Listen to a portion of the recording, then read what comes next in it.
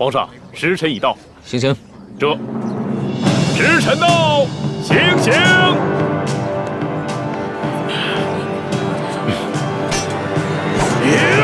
慢着，我还有话要说。来人，把他押上来。这。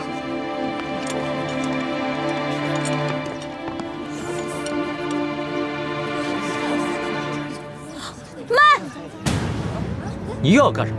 皇上，有刺客！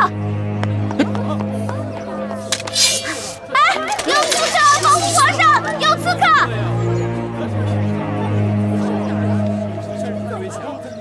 大师傅，一欢可以应对，我们不要暴露了身份。哎，住手！住手！干嘛呢你们啊？我都不认识了，把他收起。 索大人啊，怎么是您呢？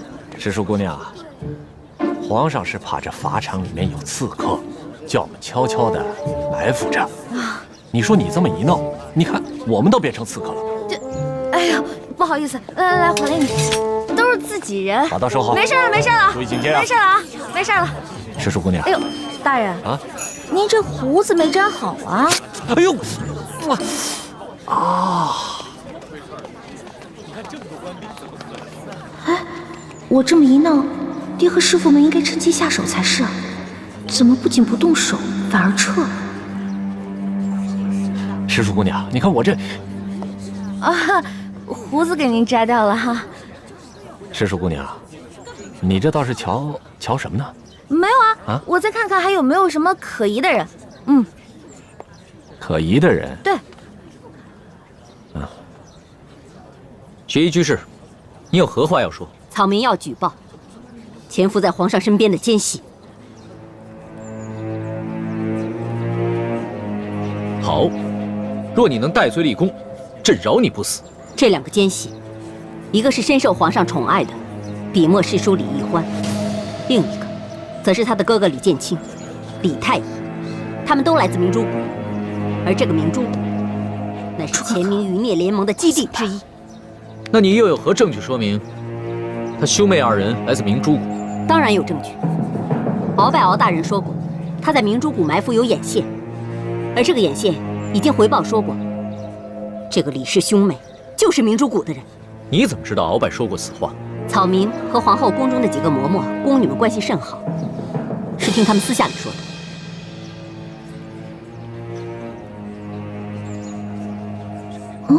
不对啊。 六师傅，这葫芦里卖的什么药啊？原来这就是你的证据。那究竟是谁指使你行刺朕的？无人指使。草民只是痛恨吴三桂引狼入室，所以才想刺杀皇上，嫁祸于吴三桂，好引发朝廷与吴三桂之间的内战。但是草民现在终于明白了，大清建国有30余载，老百姓好不容易过上安生日子，如果再有战乱，那岂不是有无数无辜的百姓死伤？ 草民后悔了，草民不想死，草民要揭发这两个明珠谷的奸细，来为自己谋条生路。来人，行刑取消，将他押回天牢。你俩把他带下去。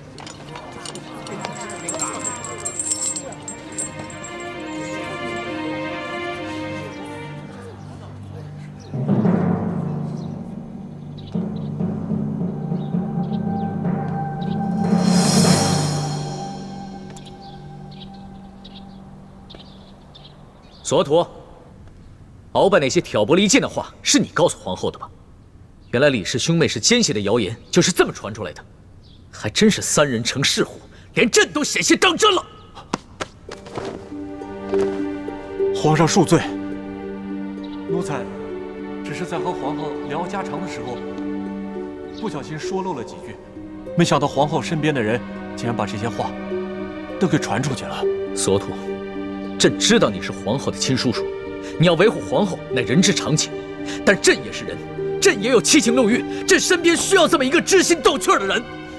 易欢是汉女，自由定了亲，她早晚都要出宫嫁人的，她也威胁不到皇后的地位，你明白吗？皇上，奴才真的是冤枉，奴才这些所为，并非是为了维护皇后啊。奴才所做的一切，都是因为担心皇上和大清的安危啊。不过奴才现在知道错了，是奴才多虑了。奴才以后再也不会如此了，请皇上恕罪。行了，起来吧。这。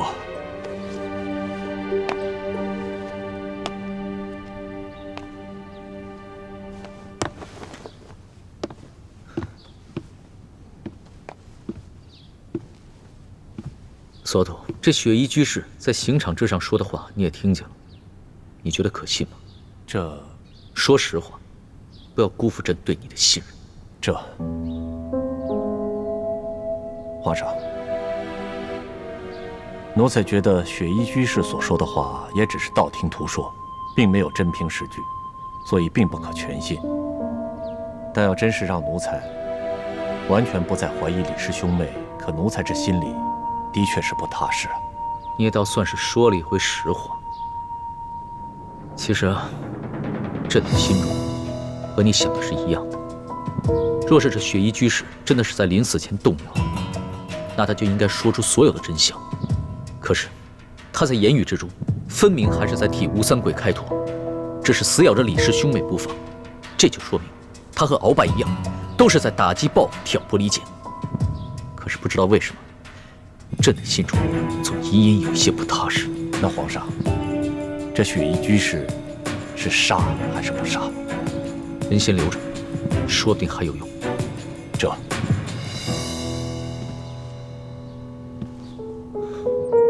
你现在总应该能告诉我是怎么回事了吧？六师傅之所以转变态度，是因为吴应奇。吴应奇？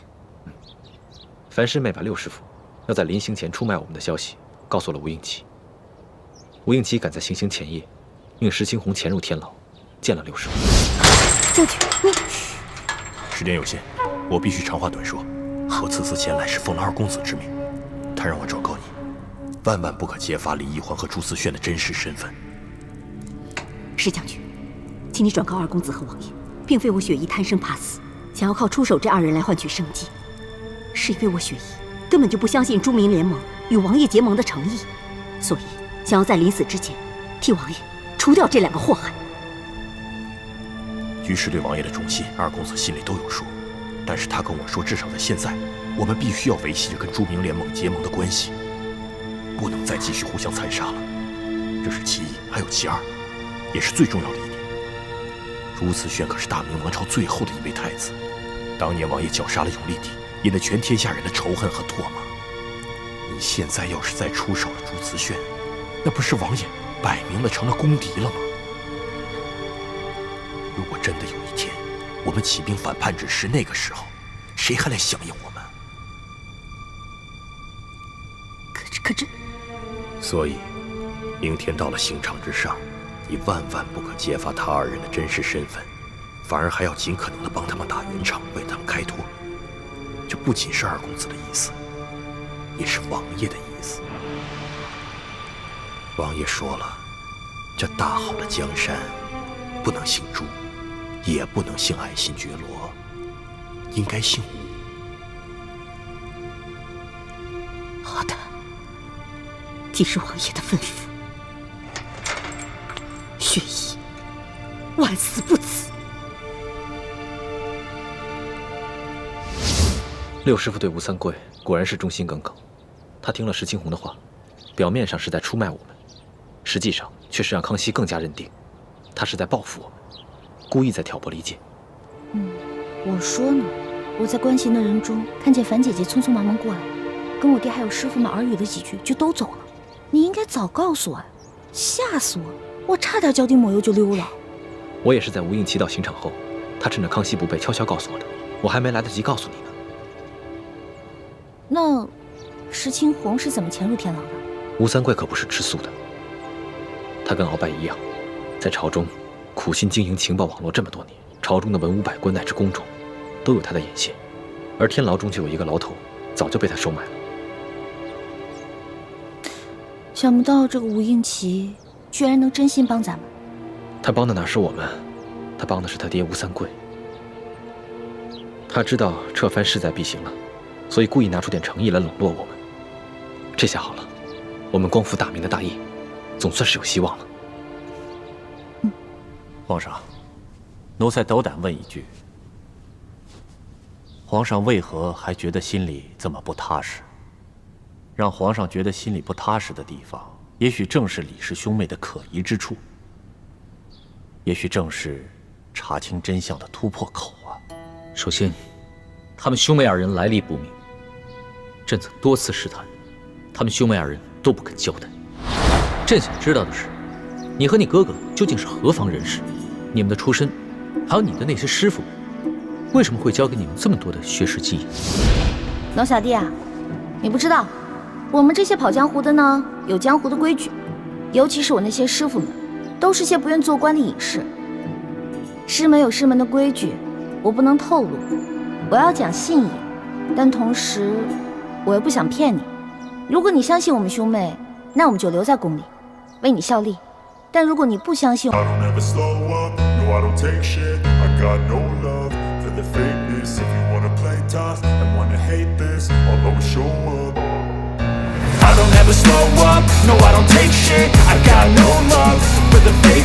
you wanna play tough and wanna hate this, I'll always show up and make a statement. I don't ever slow up, no I don't take shit. I got no love for the fakeness. If you wanna play 又提到鳌拜所言，说他们兄妹二人是朱明联盟的奸细，这让朕想起了他们兄妹二人的一个疑点。哦，皇上说的疑点是什么？朕总觉得，他们兄妹二人不像是兄妹关系，不像是兄妹关系。皇上，您的意思是？每当朕与奕欢在一起有亲昵之举时，这李太医看朕的眼神都有些奇怪。有些奇怪？怎么样的奇怪？那种感觉很微妙，朕说不上来，但绝对不是一个哥哥的反应，倒像奕欢是他的恋人，他在吃醋。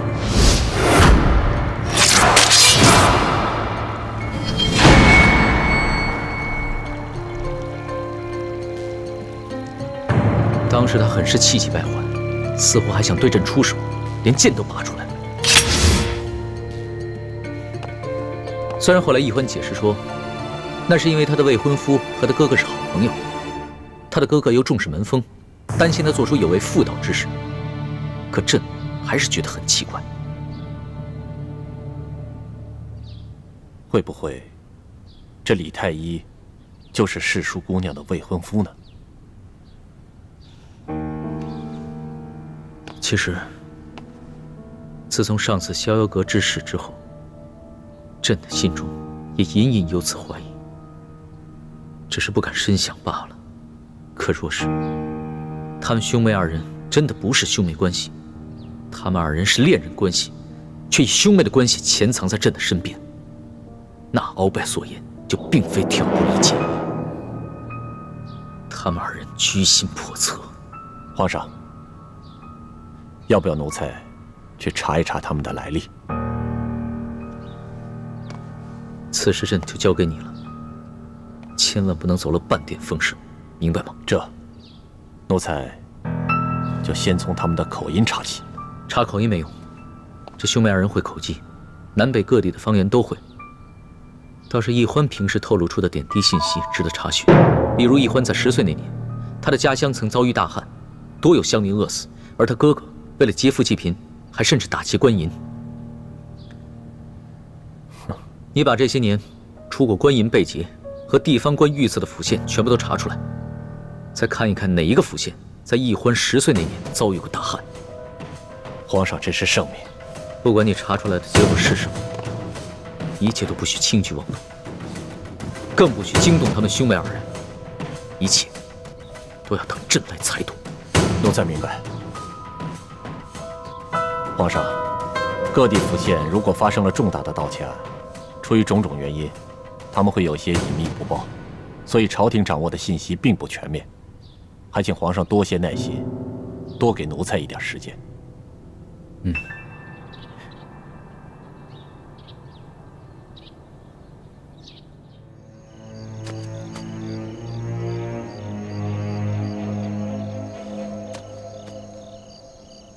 建清，你跟我说句实话，你跟易欢到底是不是真的亲兄妹啊？自然是真的兄妹。叔父怎么问起这个来了？哎呀，都到这个时候了，你还瞒着我？其实你们平时在一起的时候，我就隐隐约约觉得你们的关系有点奇怪，我就没往深了想。今天听皇上跟索额图所言，他们也怀疑你们不是真的兄妹，我这才起了疑心。康熙和索额图怀疑我跟易欢不是真的兄妹？不错，建清，到了这个时候，你还不跟我说句实话呀？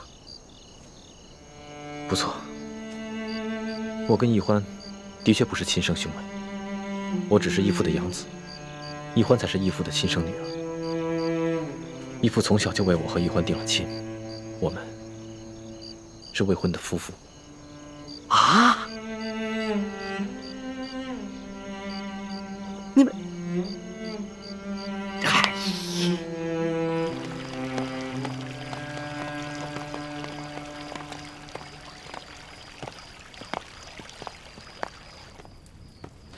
皇上吉祥。凭什么？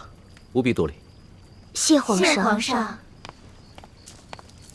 你们都下去吧。是。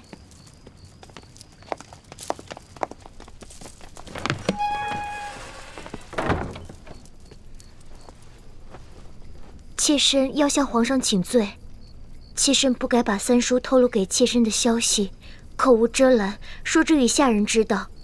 妾身没能约束好下人，致使下人以讹传讹，误伤了皇上的心爱之人。妾身向皇上请罪。罢了，朕知道你也是为了朕好，关心则乱了，但是下不为例。你这坤宁宫应该是六宫的表率，朕不希望它成为后宫谣言的起源。妾身知错，绝不再犯。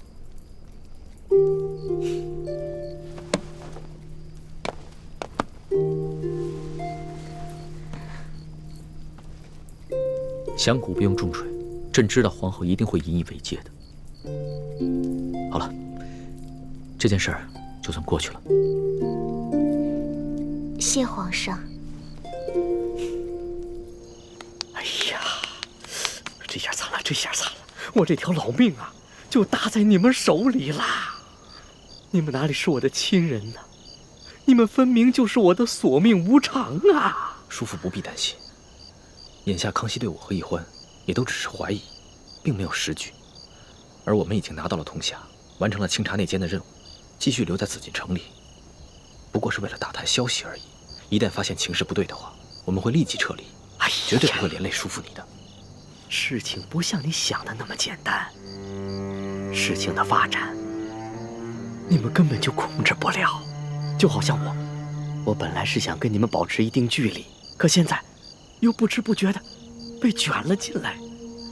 哎，叔父不必担心，为了保证您的安全，同时保住义父他自己的脸面，有你这么一个亲弟弟的事情，他没有告诉我们联盟的其他人。眼下知道这个秘密的，只有我和易欢，还有倾城一共3个人。哎，你们干嘛来认我这个亲？你们不该来认亲。哎，你们不该来认亲。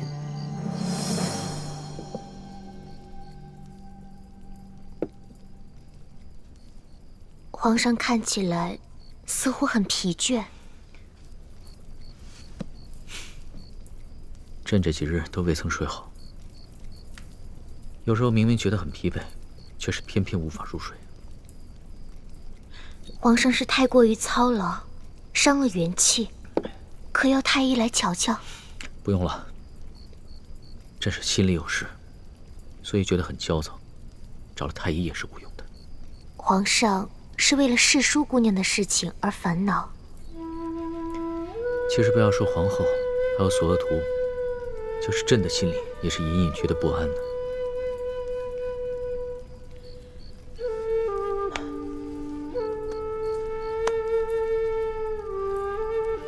皇后，朕自亲政以来，一直忙于国事，无法陪你。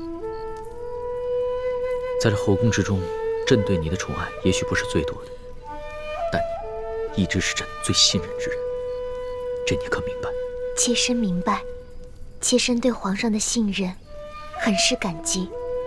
妾身只是恨自己无能，无能替皇上分忧解愁。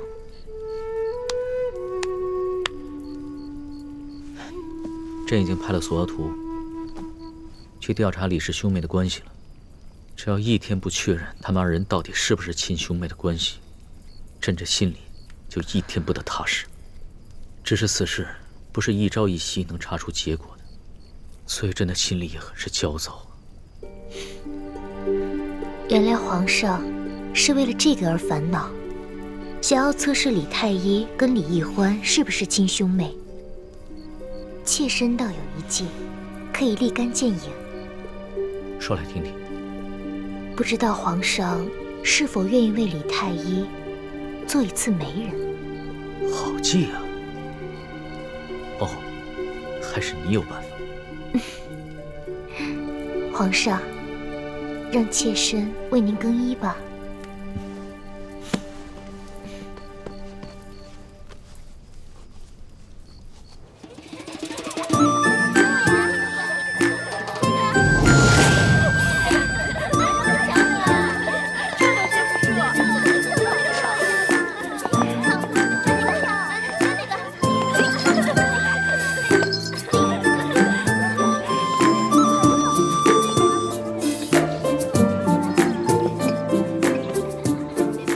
皇上，看来你今天心情很好啊，让皇后组织各嫔妃还有格格出来游玩。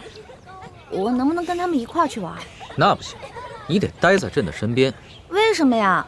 奴婢只不过是个笔墨侍书，现在又不是在御书房里办公，为什么我就不能出去玩啊？待会儿有好戏瞧的，你先稍安勿躁。这个亭子里的帘子啊，全都是里边看得到外面，外边看不到里边的。哎，好戏来了！真的有好戏看啊！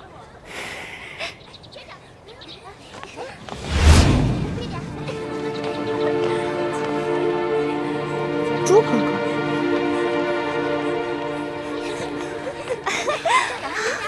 哎，这是谁啊？长得这么俊。这人我也没见过，不是皇宫的人。不过能进御花园的人，定是皇上赏识的人。快来快来，看他背着药箱，肯定是太医呀。太医不都是些七老八十的老头子吗？什么时候来了个这么年轻的？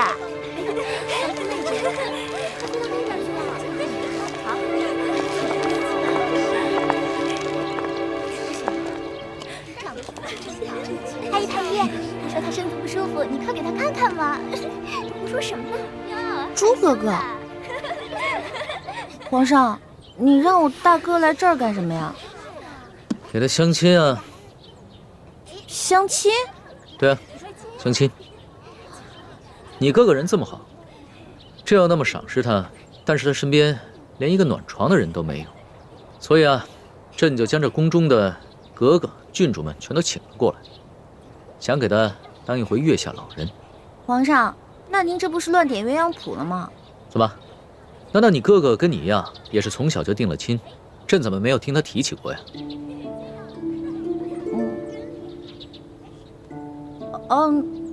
那倒没有，奴婢最有家贫，哪有钱给我哥哥定亲啊？那就好。你哥哥乃是罕见的文武全才，前途无量啊，又长得那么一表人才，你看看那些格格们，个个都在偷偷瞧他，看来对他很是动心呢。而且这李爱卿看到这么多美女娇娃，不也是如痴如醉的吗？皇上，您可是皇上啊，放着朝廷大事不管，现在怎么反而当起媒人了呀？朕总不能天天只忙着国家大事吧，也得找一些有趣的事情来做一做呀。再说了，朕也得关心一下自己身边的能臣嘛。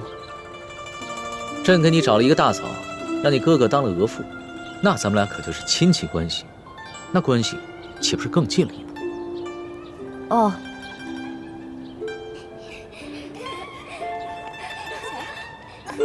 哦，这李爱卿还真是有眼光啊！这个秦格格乃是正白旗第一大美女。朱哥哥这是怎么了？他平时不是这样的急色之人。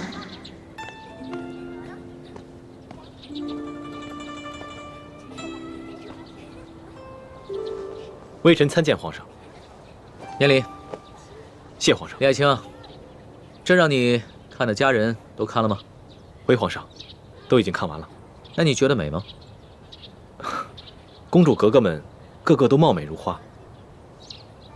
那朕让你选的人选出来没有？微臣看得匆忙，一时还未能选出来。好，那你再回去考虑考虑，明天你再给朕答复。请皇上放心，微臣定不负皇上的信任。退下。微臣告退。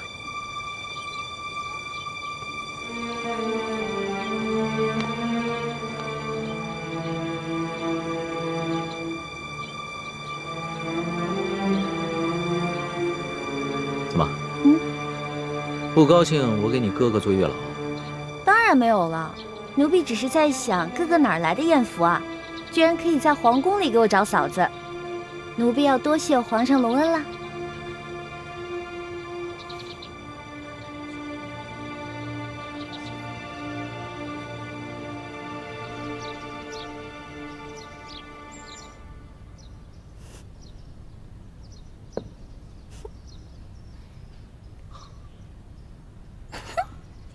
欢妹，你笑什么？什么事啊，那么好笑？今天龙小弟让你去相亲，你还真去了？哎，看了那么多公主格格的，是不是心花怒放啊？你开什么玩笑？我什么时候去相亲了？怎么样？怎么样？那么多公主格格的，看上哪家的金枝玉叶啦？康熙跟你说的。今年康熙宣我去御花园，说有一个王妃，不知道自己得了一种传染病，现在一病不起。他担心跟他接触过的公主格格们也被传染，所以让我进行观察，一旦发现马上隔离。但我找了许久，都没有发现什么。那为什么康熙要骗我，说你是去相亲啊？糟了，叔父提醒过我，康熙对你我仍有疑心，甚至怀疑你我的关系。但我没有想到，他居然会以这样一种方式来试探你我。你有没有露出什么破绽？我应该没有。还好我中途的时候看了一眼叔父的眼神，他给我递了个眼色，我当时就在想，这是不是康熙在试探我？所以我就装作若无其事的样子。我觉得他没有看出什么破绽吧。都怪我。估计以前我看到你跟康熙亲热，没有控制好自己的情绪，估计被他瞧出了破绽。以后我们要加倍小心。现在铜匣已经找到了，内奸也铲除了，我特别想带你离开。不过义父说了，我们还要继续留在康熙身边，刺探军情，协助吴三桂起兵。但是说好了，这次可是你让我跟康熙假意亲近的，到时候你别再说我了。你自己说的，你对康熙已经死心了，我能不相信你吗？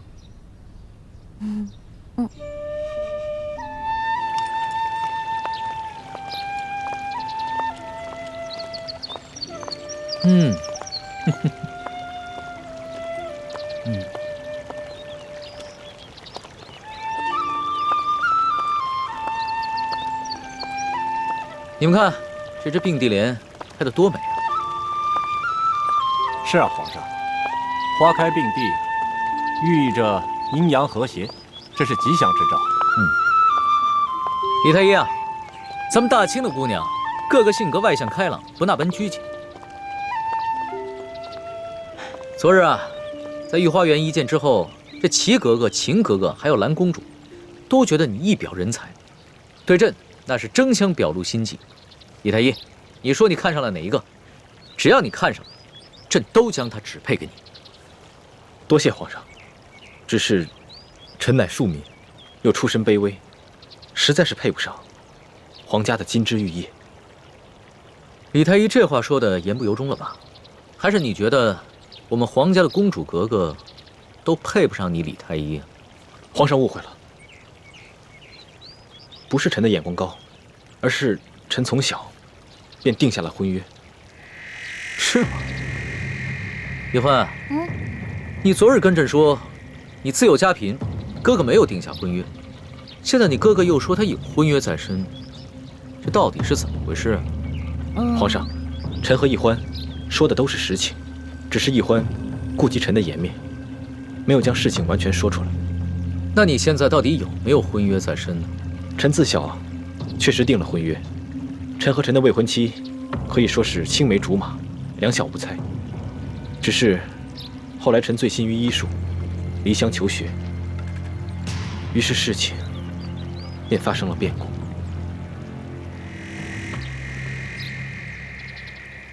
什么变故？恕臣脸薄，羞于直言。莫不是你的未婚妻悔婚了？正是。虽然臣的未婚妻跟臣并没有明言，但是臣知道，她的心里已经有了别的人，所以臣才会伤心之下远走京城。李太医啊，你乃是人中豪杰，你的未婚妻居然会变心，真是有眼无珠。难道这个插足之人比爱卿还要优秀？那人确实很优秀，所以臣才会如此觉。既然如此，那你还想着他做什么？沉舟侧畔千帆过，病树前头万木春。朕再给你指一门婚事就好了。曾经沧海难为水，除却巫山不是雨。虽然臣的未婚妻已经变了心，但是她在家里却并没有毁约。而那个趁虚而入的男子家里早已是妻妾成群，所以臣还在等臣的未婚妻回心转意。没想到李太医还是个用情至深之人。皇上，奕欢以为臣已经将未婚妻忘却，所以才会说臣未有婚约，但他有所不知，臣已将未婚妻刻在心里，今生非她不娶。奕欢，你为什么不早告诉朕，害得朕还替你哥哥的婚事担心？奴婢刚开始跟皇上想的一样嘛，奴婢想，既然那个女子已经变了心，那哥哥就应该另觅良缘。但没有想到，大哥的心里这么执着。360病，心病最难治。李太医啊，纵然你这医术精湛，但你自己得了心病，你也是莫之奈何呀。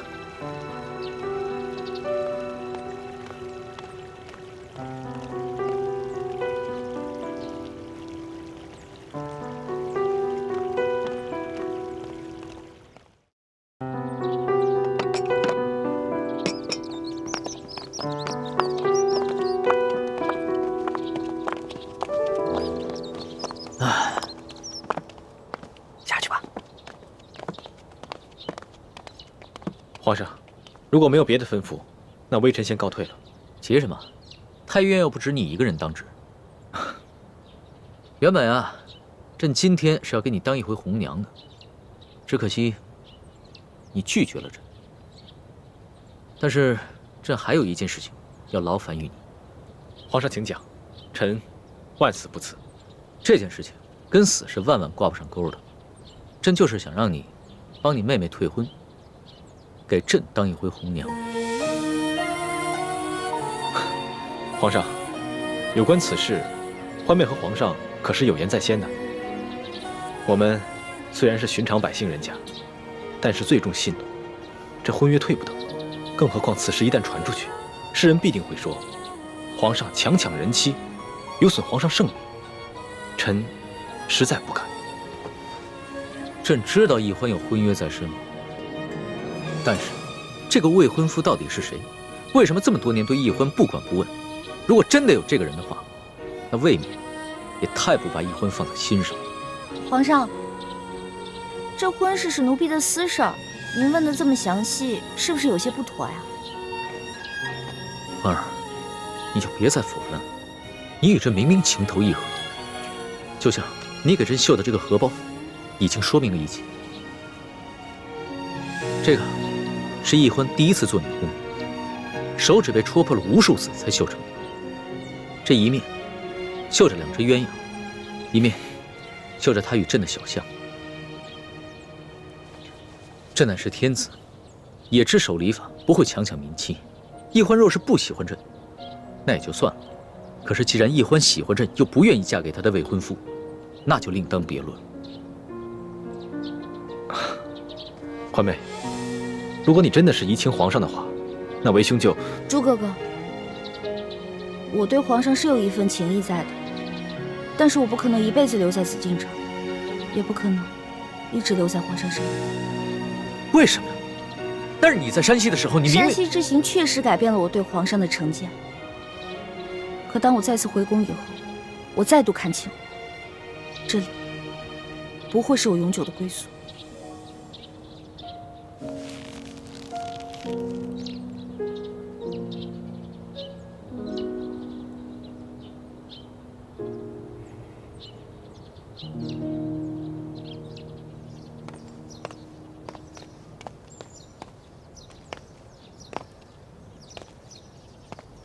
蹉跎，奴才在。你觉得李氏兄妹二人所言属实吗？回皇上的话，奴才觉得这二人回答的得体，并无明显的破绽。只是奴才这心里跟皇上一样，总觉得他们俩不像是纯粹的兄妹关系。这李太医有婚约在身，应该不假。只是他口中的未婚妻，却耐人寻味。莫非这未婚妻指的是世淑姑娘，而这强行介入者，指的是皇上您？哎呀，这无凭无据的，奴才可是忘意了。你必须尽快按照朕上次说的方法，查实了兄妹二人的真实身份。这。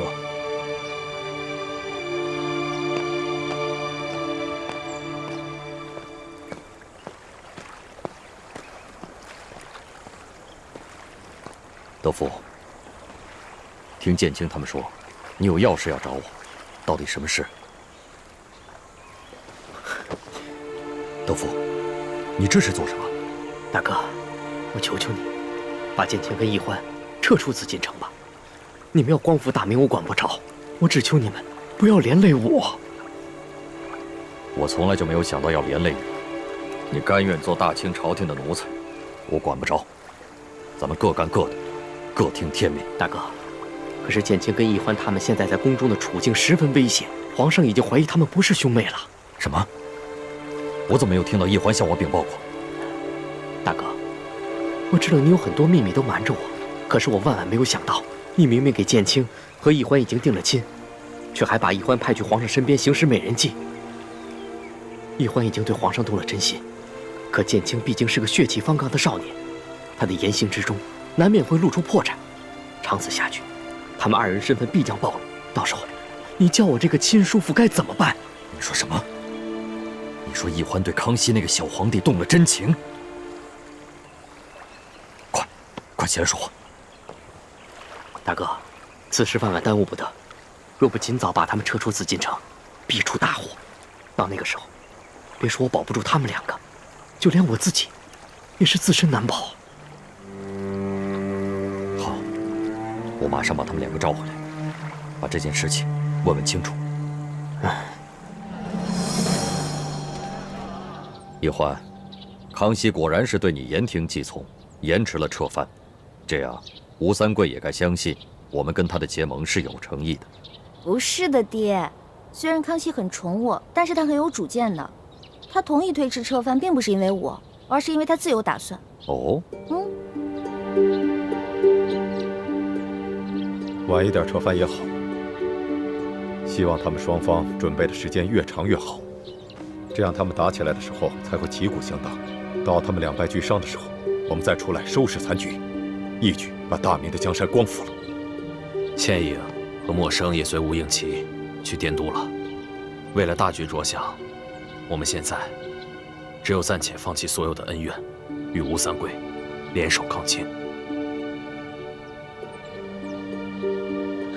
晋王还有事要跟太子和易欢他们谈，我们暂且回避吧。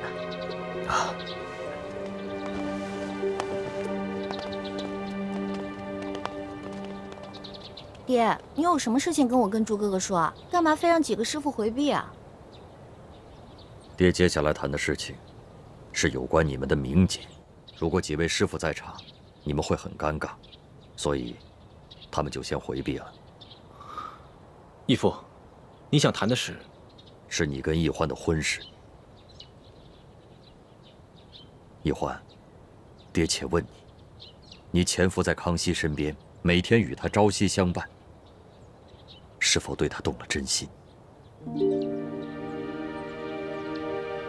欢妹，你别误会，我从来没在义父面前说过什么。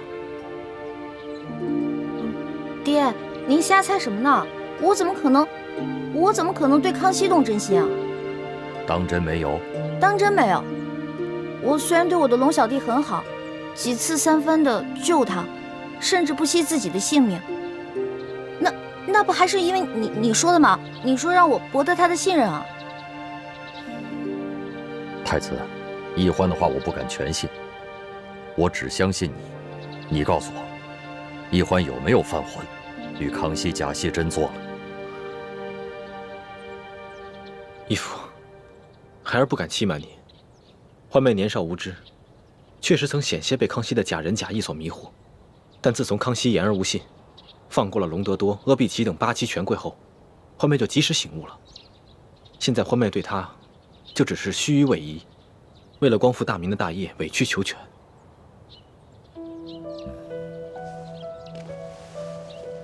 太子能这么说，那我就放心了。易欢，我要警告你，你平时任性妄为倒也罢了，但万万不可在大是大非面前犯浑。康熙这个大清小皇帝，不但是你我不共戴天的仇人，更是全天下百姓不共戴天的仇人。倘若你真的对他动了真心，不但是背叛了我们光复大明的大业，更会被天下人所唾弃。爹，皇儿知道，皇儿不敢。欢儿，你身份特殊，你是我大明，你是我李定国的女儿，更是未来的太子妃。你若真的犯下不可挽回的错误，那爹只有先杀了你，然后再自杀以谢天下。义父放心，有我照顾欢妹，她一定不会犯错的。等到时机成熟，我会亲手杀了康熙，永绝后患。大哥，你千万不要相信易欢的话。他在皇上身边已经大半年，我已经把这3个人的关系看得清清楚楚。易欢对建清只有兄妹之情，对皇上才是男女之爱呀。不可能，我相信我的女儿，她不会真的爱上康熙那个小皇帝。我也相信建清，建清可是他的未婚夫。就算是易欢对康熙假戏真做，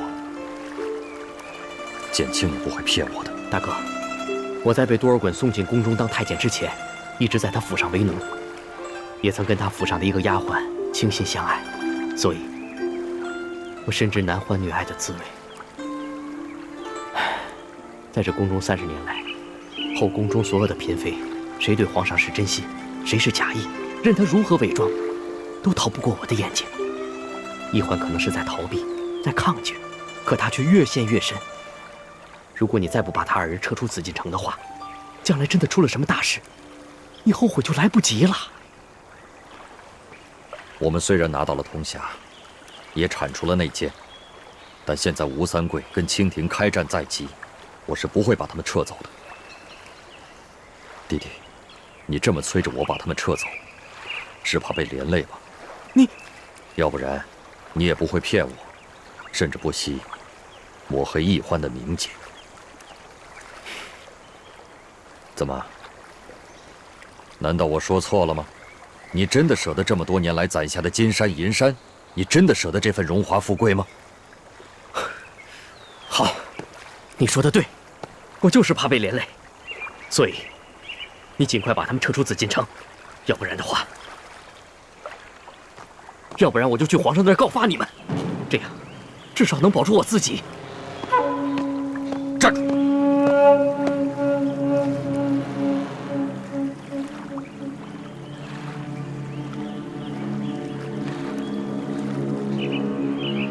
么？你要杀人灭口吗？李定国，当年你能够狠下心来，一箭射杀为你生育了3个儿女的发妻，今天你一样能够狠下心来，杀死我这个40年来没有见过面的弟弟。来吧，动手吧。今天我死在你手里，总比好过日后被你们连累受那凌迟之刑的好。我早点去阴间跟爹娘相会，而你又可再次收获大义灭亲的美名。不，我是不会杀我的弟弟的。我只是想提醒李总管一句：你如今身中大补丸的毒，而鳌拜已经疯了。如今只有我们才可以给你提供大补丸的解药。什么？你居然用大补丸的解药来要挟我？德福，哥哥这么做也是迫不得已。弟弟，不要叫我弟弟，住口！我没你这个哥哥。在你眼里，我是清廷的奴才，而在我眼里，你又何尝不是朱明王朝的走狗？事到如今，我已经预感到，我将来会不得好死，而你必将也不得善终。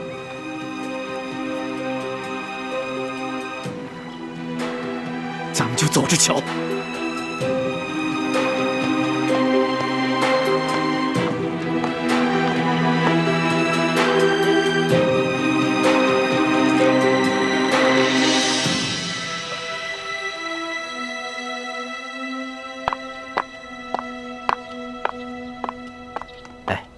石树姑娘，皇上昨天晚上收到2封加急的奏折，连夜召集文武大臣商议，直至凌晨方散。皇上累坏了，就在龙椅上睡着了。皇上今日睡眠轻，千万不要去打扰他。什么急奏啊？值得皇上熬更守夜？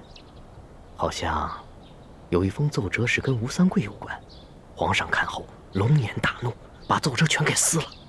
还有一封奏折是跟江淮水患有关，皇上一直眉头紧锁，至今尚未舒展。我知道了。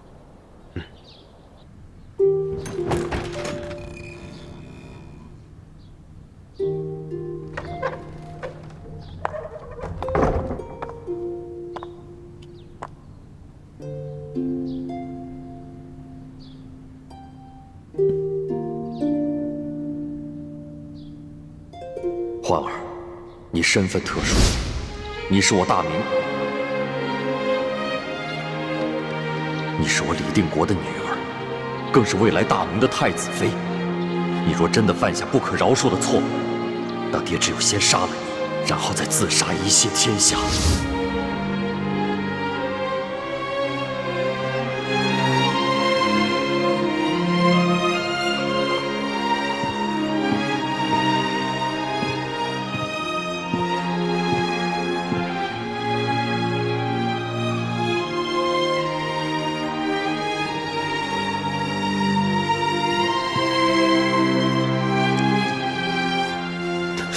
龙小弟，是我。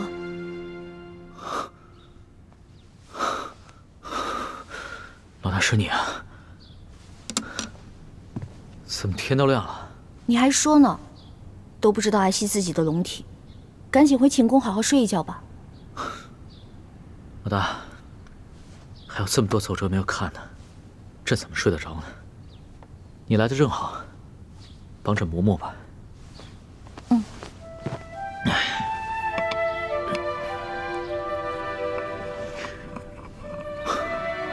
龙小弟啊，刚才你似乎受到了惊吓。在老百姓眼里啊，你是高高在上的皇上，威武尊贵。没想到你也有害怕的时候。朕刚刚做了一个梦，梦到鳌拜要行刺朕了。朕抓住了一把匕首，没料到匕首却被他反夺了去。一醒来，才发现是你把朕的笔给拿走了。龙小弟，你8岁登基，如今才亲政，在过往的岁月里，你一定受到了很多惊吓和委屈吧？一定过得很不容易。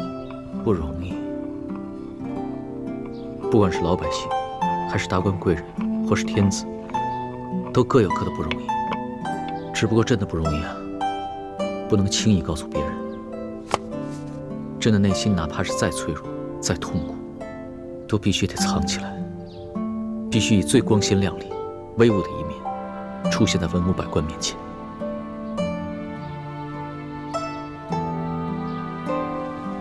现在没事了，那个鳌拜已经被你捐尽了，再也不可能威胁你了。你以后再也不用担惊受怕了。是啊，鳌拜是除掉了，可是还不知道有多少危险的事情潜伏在朕的身边，所以朕的这根紧绷的弦呢，还是不能松弛下来。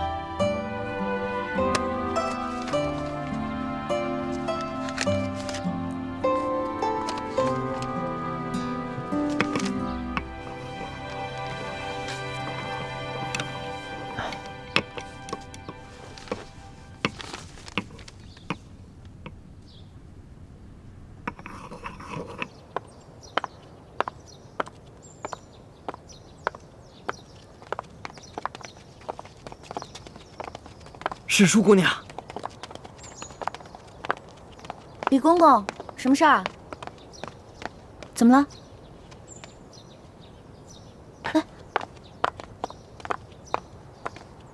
你还是想办法，赶紧撤离紫禁城吧，不要留在皇上身边了。叔父，你是说，索额图跟皇上可能发现什么了？哎，你要是等皇上跟索额图发现了什么，那就全完了。铜匣不是找着了吗？内奸也清除了，那你还留在这个紫禁城干什么呀？我是想离开紫禁城，可是我爹不让。哎，你爹呀，是想让你留在皇宫里去打探消息，他是说什么也不相信。你已经对皇上动了真心，可是叔父我把这一切瞧得明明白白。哎，要是继续留在这紫禁城啊，你不但会连累叔父我，就连你跟建清的小命儿，早晚也得给搭上。叔父，奕欢，叔父是不想离开这紫禁城了，因为我是个太监，没法再过正常人的生活。就算我有再多的钱，也会被人嘲笑，被人羞辱。可是你不一样啊！你看，你从小就生活在乡野，自由自在，你年轻又美貌，而且还有建清那个文武双全的未婚夫婿。你何必贪恋皇上的一时恩宠，而留在这个吃人不吐骨头的地方啊？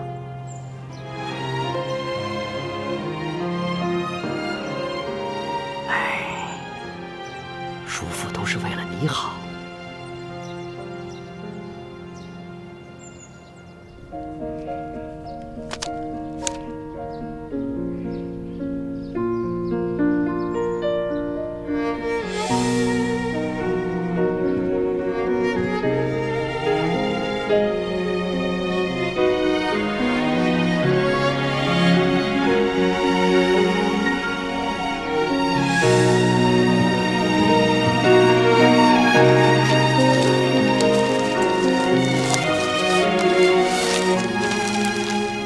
龙小弟，老大我久居深宫，早已没有了出入宫时的乐趣，反而如鸟入囚笼，不得自在。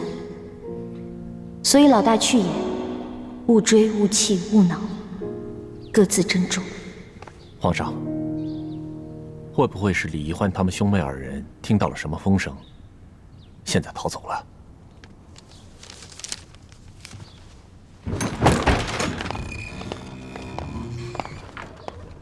皇上，李太医来请平安脉了。宣，这他们兄妹二人要是想逃走的话，肯定是共同进退。岂会易欢自己一个人逃走？在没有确凿的证据之前，不要妄下定论。这，微臣参见皇上。李爱卿，你知道易欢去哪儿了吗？易欢，他今天不是当值吗？那他应该在永乐斋，或者是去了永。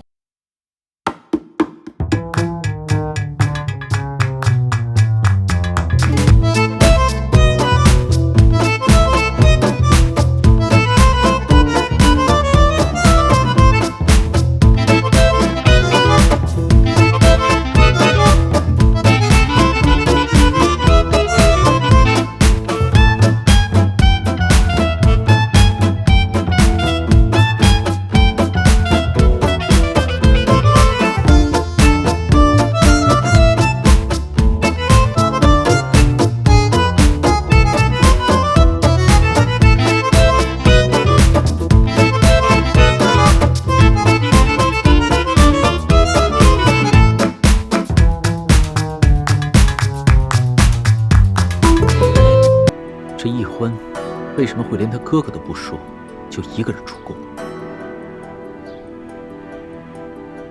皇上，也许是世淑姑娘的未婚夫有消息了。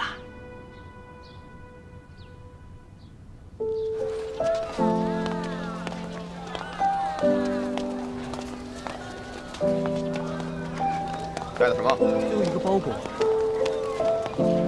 去，查着那2个人。哎，你站住！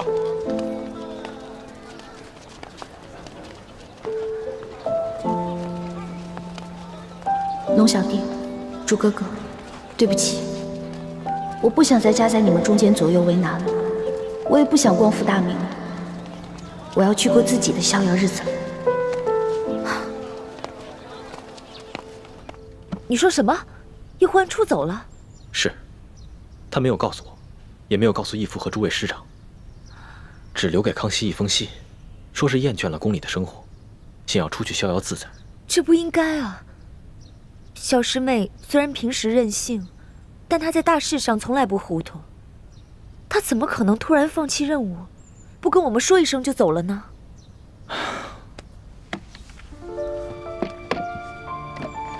也许他还是放不下对康熙的感情，又自知无法向我交代。他不想夹在我们2个人之间，左右为难。以他那不管不顾的个性啊，就干脆一走了之了。大师兄，你不必难过。我看小师妹未必是对康熙还放不下，也许是她看康熙对你们2个起了疑心，所以故意闹这么一出戏，试试康熙。倾城，你不必安慰我。易欢虽然有些小聪明，但他秉性纯良，绝对不会算计他人，尤其是他真心对待之人。其实这次从滇都回来，我就已经觉得不对劲了。想当年，我曾百般求他为我做一个荷包，他都懒懒的不肯答应。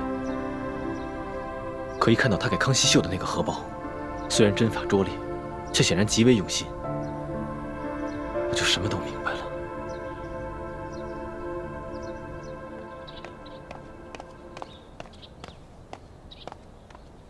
哎，李太医，等一等。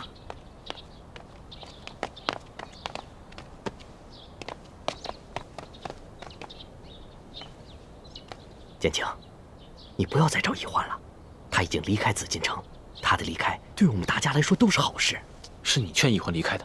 是啊，建清，你要是真的爱易欢，就不要让他再回来了。你最好也永远不要再回来了。你们在外面早点成亲，多生几个小孩，这样他慢慢的就把心思从皇上身边收回来了。否则的话，你们的光复大业未必能成功，而你也永远会失去易欢了。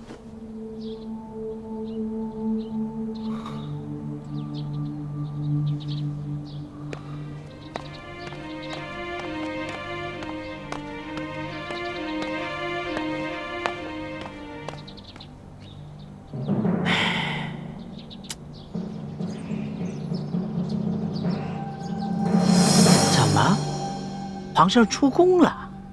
皇上一看到李易欢的信，就跟丢了魂似的，居然命妾身的叔叔带着几个侍卫随他出宫去追寻李易欢了。真是不成体统啊！易欢，走吧，走得远远的，再也不要回来了。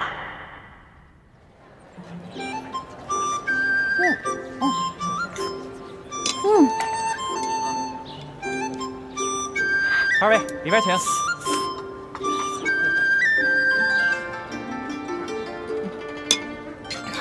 这菜不错，放点吧。客官这边请。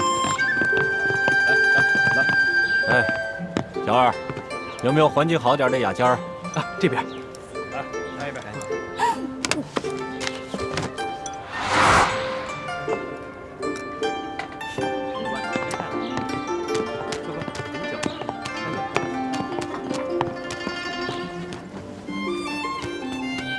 烤鸭来了，兄台，拼个桌。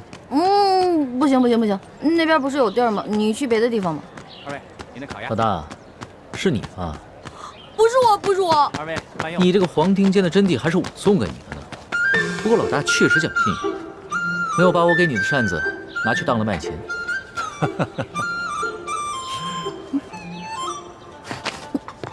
哎，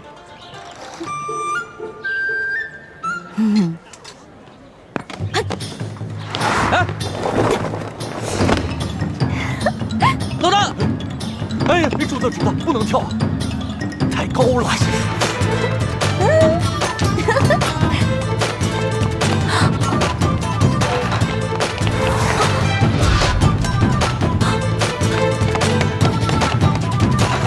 主子，这怎么办啊？追呀，追！好。传家，送我过河，我给你2两银子。好嘞，来，慢点儿。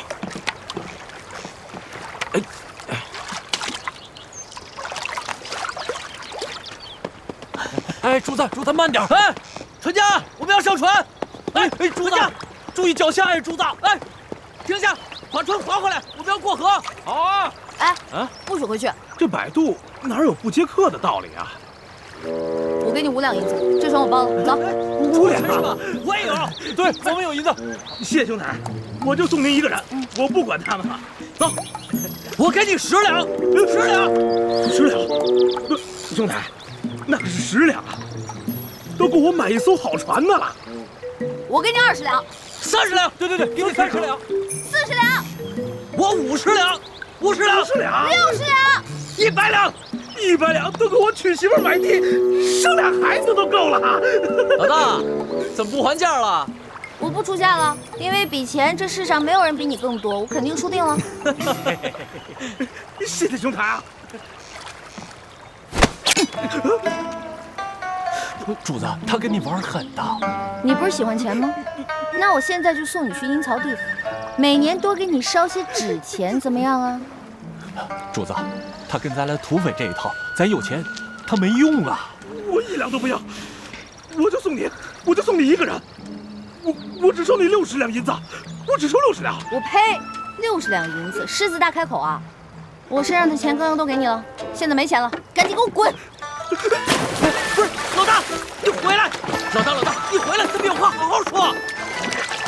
龙小弟啊，你不是龙吗？有本事飞过来找我啊！不是。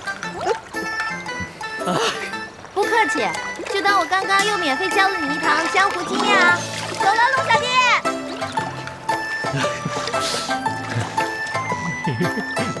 你笑什么呀？找船去！哎呦，皇上啊，这儿就这么一条船，没船了。你怎么这么没用啊？主子，东边客栈找遍了，没有。主子，西边也找过了，没有。南边也没有，北边没有。行了，你们都下去吧，再接着找啊。是，用点心啊。主子，会不会是舒姑娘，她根本就没在这镇上休息，连夜就赶路了？不可能，她你还不了解吗？绝对不会亏待自己的。这倒是啊。不过主子，她是不是因为没有钱，所以就不敢住在这些酒楼、客栈什么的？那倒是有可能。左土，这行走江湖有什么钱生钱的办法没有？在江湖行走，这钱生钱有4个办法：1偷2抢，3做工，剩下的就是赌博。行了，我知道他在哪儿了。